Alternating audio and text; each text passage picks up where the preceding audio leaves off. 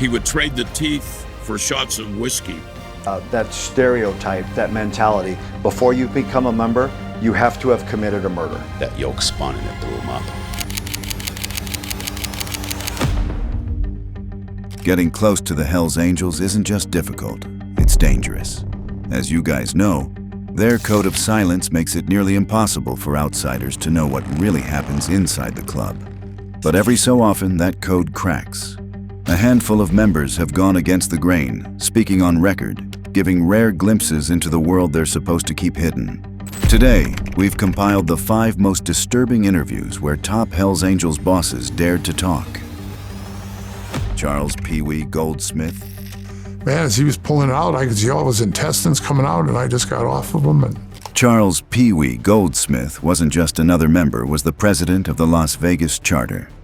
As you guys know, that meant he carried the weight of every fight, every deal, and every decision the club made in his city. When Goldsmith looked back on his time, the memories weren't just violent, they were haunting. He described a clash with a rival outlaw that went so far that the man's intestines spilled out onto the ground. Goldsmith admitted it was a sight that burned into his head forever, proof of how quickly biker wars could turn into pure savagery. And then one guy, you know, he come running by me, and I just grabbed him, I threw him to the ground, and I was just boom, punch him, because that's what I do, you know? So I'm punching him, and I could hear his gurgling sound, and I look back, and another brother he's not in the club anymore.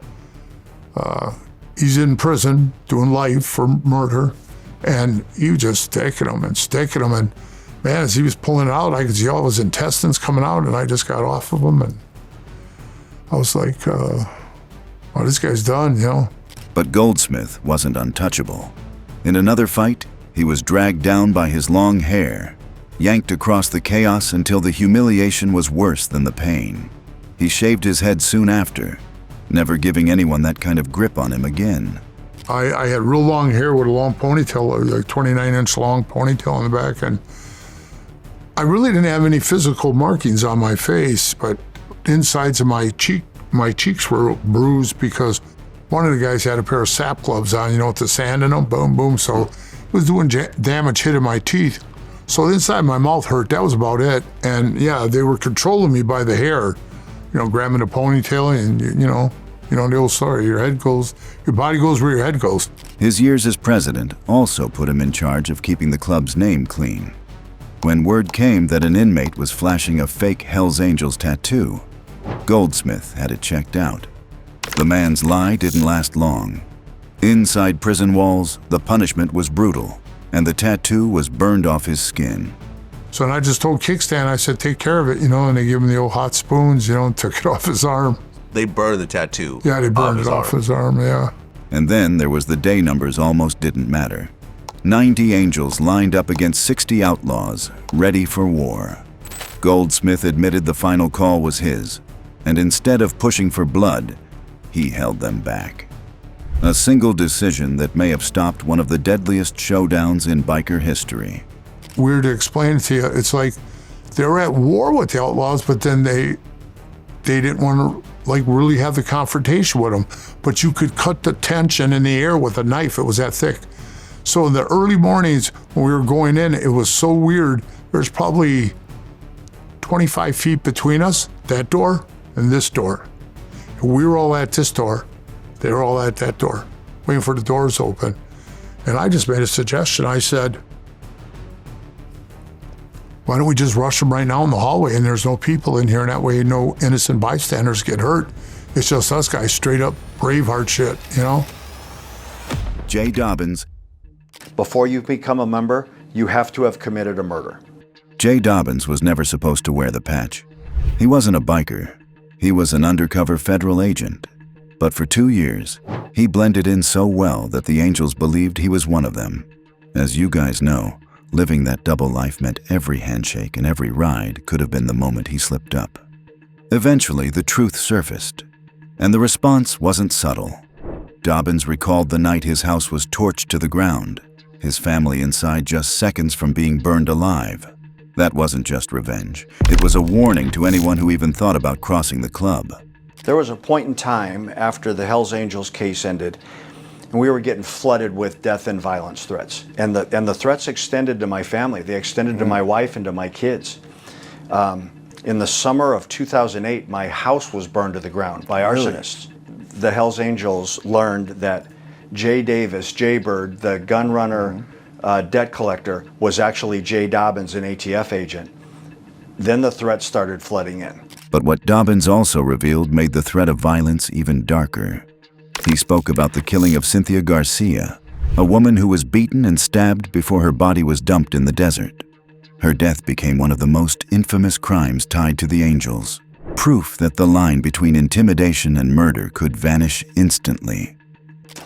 First, there was a murder of an innocent woman named Cynthia Garcia, who came to the Hells Angels clubhouse in Mesa, Arizona, said the wrong thing to the wrong people at the wrong time, and she got boot stomped to the brink of death on the floor of the Mesa clubhouse. Really?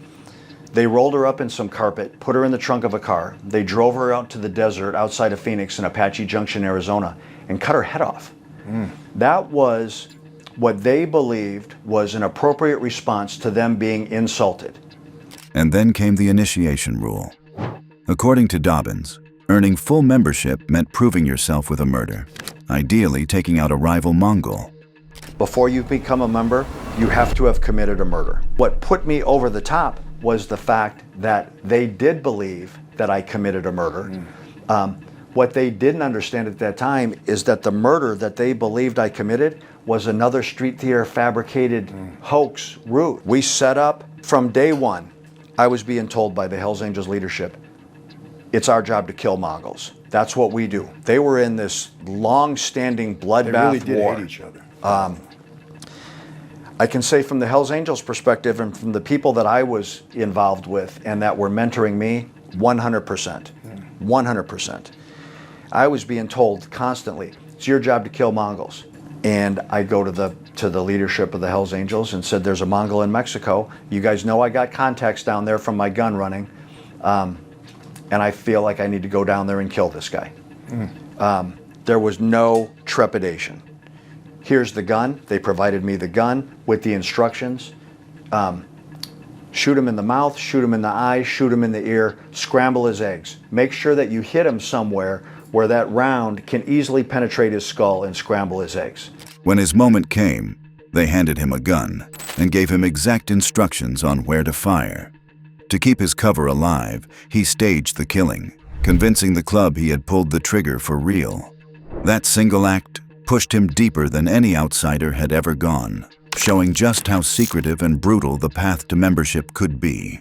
We dig a shallow grave. We have a victim who was a member of our task force. We put a Mongol vest on his back, which had been seized in a previous ATF investigation. Billy Queen had infiltrated the Mongols. And so there was evidence seized from that case. So we had a seized Mongol vest. We put it on our victim. We duct taped his hands and his feet. We put him face down in this shallow grave, beat him with a baseball bat and popped him with the gun, with the pistol that I was given by the Angels.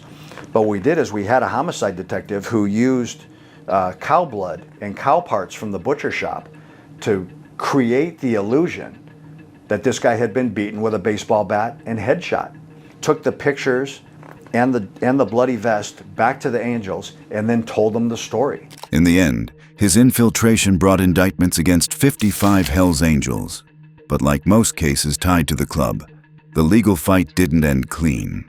Some charges stuck, others disappeared, and the operation became one of the most dangerous and revealing undercover missions ever attempted against the Angels.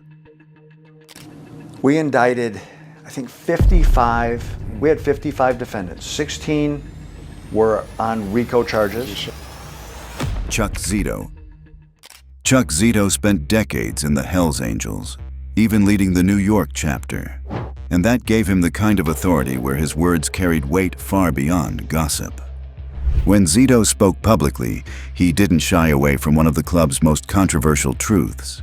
He admitted that in over 20 years, he could only vaguely remember a single black member. The gap wasn't a coincidence. It was culture, an unspoken rule that had shaped the Angels for decades, rarely acknowledged, but impossible to ignore. I believe there was one in New Jersey at one time. Okay. You know, he's not there no more, but yeah, I don't want to know what happened, but Yeah. you know. And while Zito's words exposed the quiet prejudice built into the club's foundation, George Christine revealed something even darker, what that culture looked like when it turned violent. George Christine was a seasoned member, someone who had lived through every shade of the Angels' brutality and excess. In his stories, he didn't just confirm the violence, he showed how twisted it could get. One of his most disturbing tales centered on Smacky Jack, a leader with a gruesome trademark. During fights, he'd knock out people's teeth, toss them into a bag, and later trade them for shots of whiskey. It wasn't just cruelty, it was ritual. A performance of violence so brutal that even hardened bikers were left stunned. Smacky Jack used to run around San Fernando Valley with a pair of dentist pliers hanging from his belt and a little bag that I never looked in the bag myself, but I was told it was full of teeth of people he had pulled their teeth during confrontations or whatnot. And the legend is he would trade the teeth for shots of whiskey.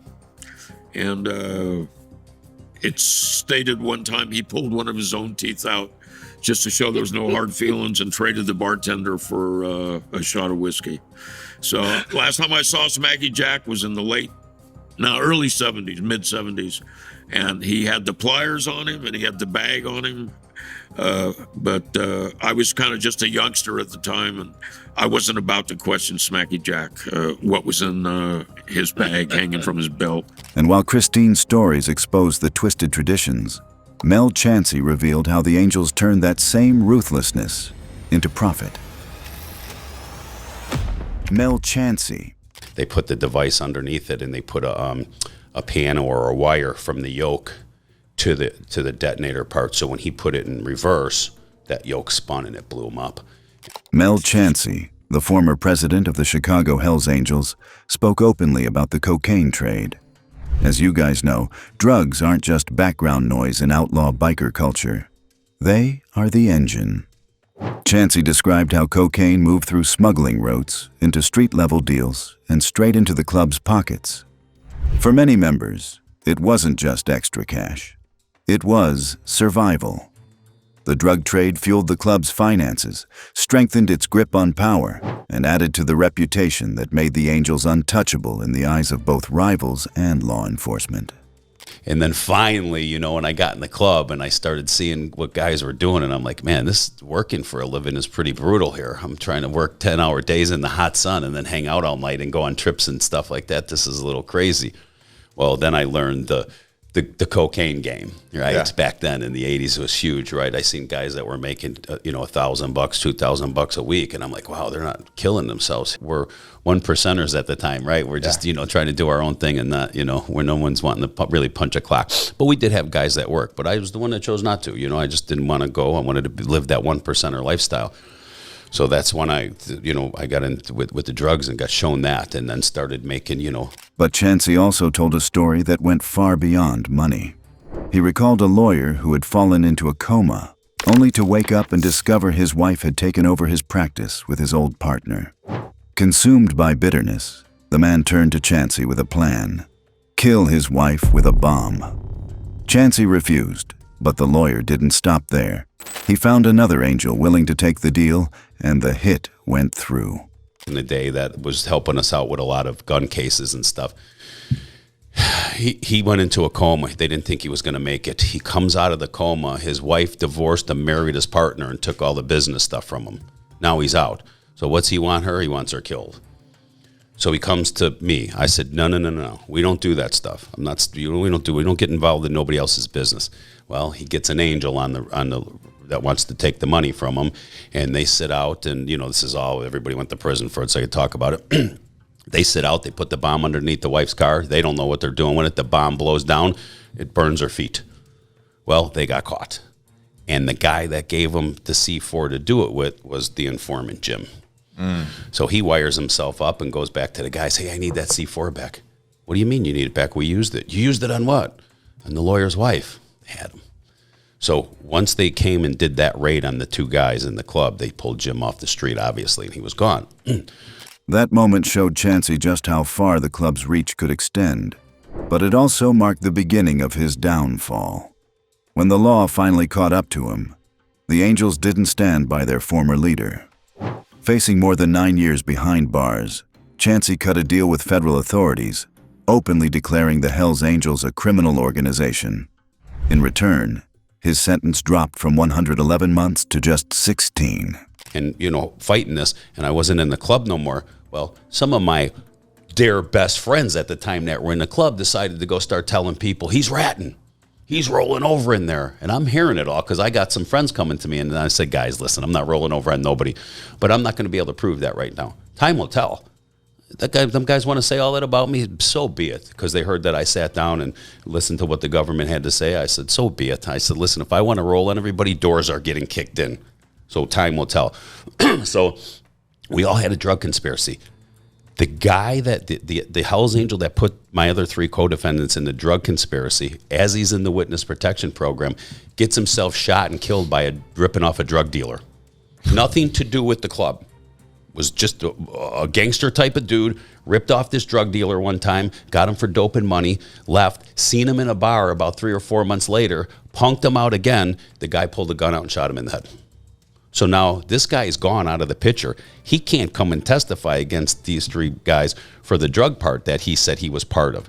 They said to me, we don't have these guys in a drug conspiracy unless you're saying you sold them drugs. I said, listen, I never sold these 3 brothers drugs at all. My drug operation came from outside of the club. The guy that I got the drugs from wasn't a member, and the people that I was selling the drugs to weren't members. We all had our own. I'm going to sell drugs to my own guys. Willing to testify and say that it was a lie, they had to drop the drug conspiracy against them 3. So as we were in court, and the government said, Your Honor, we are formally dropping the drug conspiracy against these 3 individuals here on a part of what Mel Chancey told us, I looked back in the courtroom and seen some members that were blowing my name out there, and I went, you're telling everybody on the street I'm a rat, and here I just got these 3 guys out of a drug conspiracy. I got 111 months, which was 9-3. But the great thing about it was, with me sitting down and doing that they call it a proffer in the room, right? And that's where people are like, oh, he's proffering. Well, if you proffer and you're going to throw somebody under the bus and stuff, when it comes their turn to go to trial or whatever they do, you have to be there. Yeah. So, that's what I kept telling everybody. Well, we'll see. Let's see how many trials. Let's see who gets indicted for me. Not one person in that club had to pick up a phone, Nick, and call a lawyer. It was the ultimate betrayal of the patch and proof that even the highest-ranking members weren't immune to being chewed up and spit out by the life they once ruled. I left in good. So be it. I get it. If that's the club rule, that's the club rule. But not one of them, nobody in that club could say I hurt nobody in the club. Pled to my own stuff. If you think it was wrong that I sat down and did a proffer with the government, everybody's got their own opinion, but I had my life to look at too. Yeah. I'm going to soldier up right now and go take 26 years because I'm not supposed to say that I was part of a criminal enterprise. It didn't work like that for me. These stories pull back the curtain on how the Hells Angels operate. From blood-soaked fights to drug empires and betrayals at the highest level. But for all their power, there's one enemy even they can't outrun. The one force that's proven more dangerous to the club than any rival gang. Click on the next video to see how it all played out.